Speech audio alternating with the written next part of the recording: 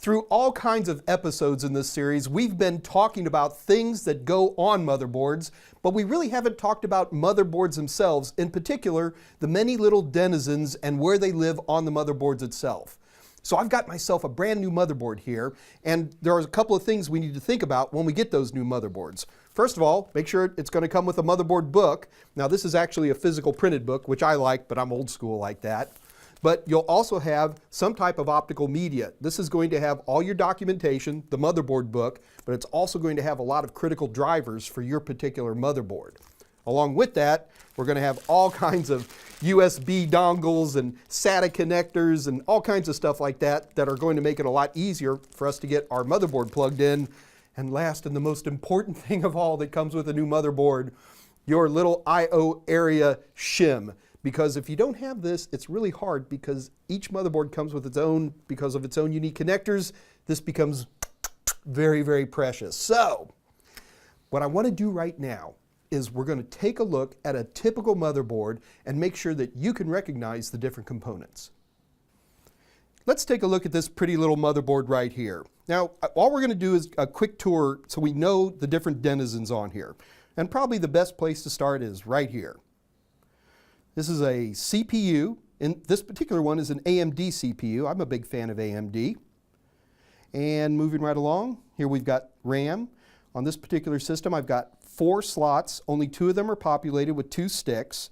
I'd have to read that label, but I'm pretty sure each of these is 2 gigs, so it's 4 gigabytes of RAM on this particular system. What else do we have? Let's take a look over here.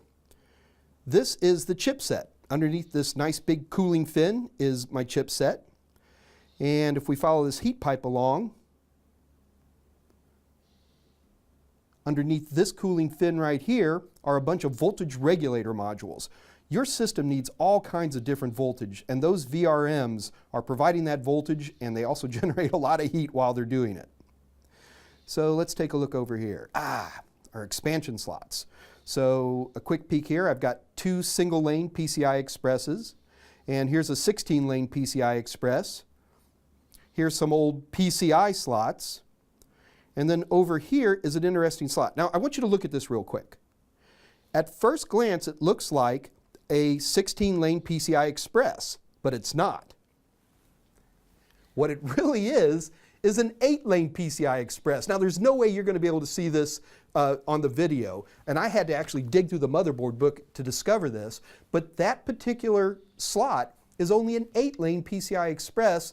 Why they didn't use an 8-lane slot, I don't know, but they did, so these are the things we discover when we read our documentation.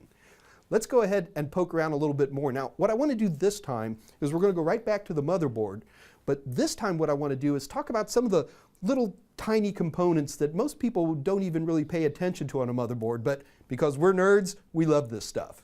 Where's a good place to start? How about right here?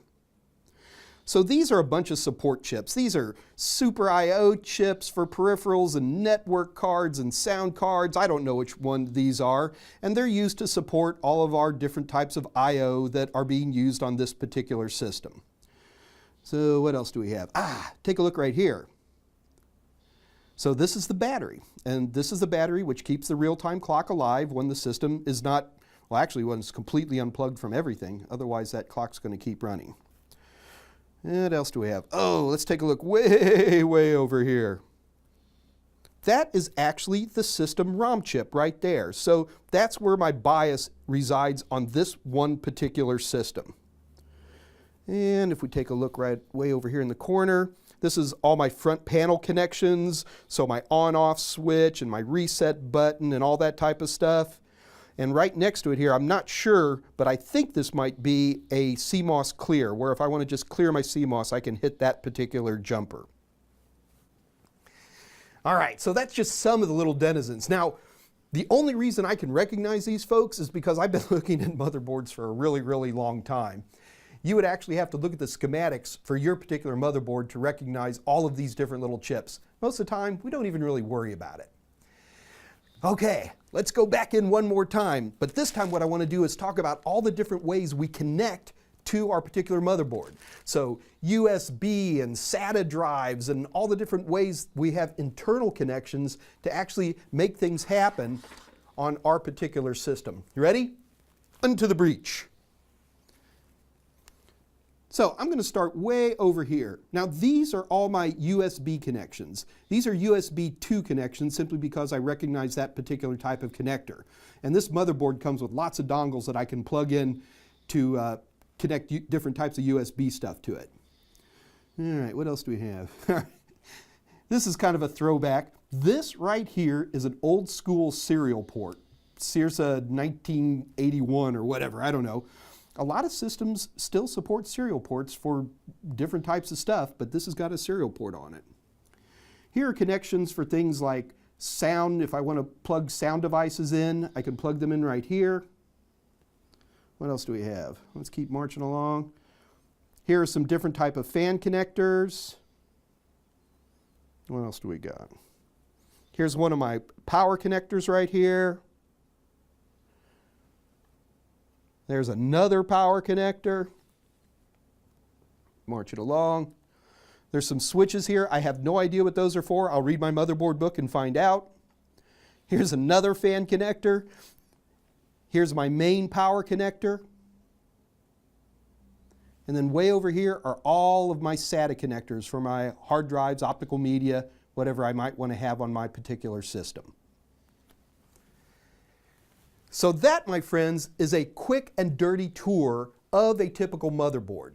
The A+ exam is going to be showing you these types of connectors. They're going to show you motherboards, and they're going to expect you to recognize who's who in the zoo here. So you know what? I'm going to put you to the test. I'm going to put some screens up right now of completely different motherboards than this one, and let's see if you can determine who's who in the zoo.